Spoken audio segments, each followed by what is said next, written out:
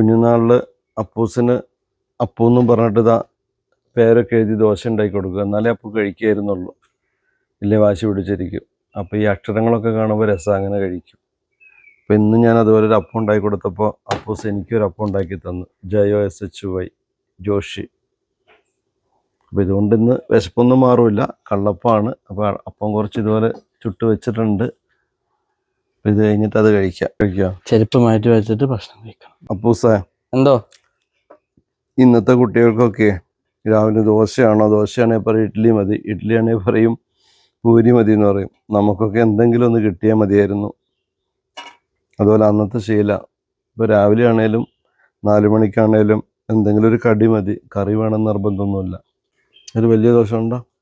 ബെല്ലെടുത്തില്ല, കടി ഉണ്ടല്ലോ.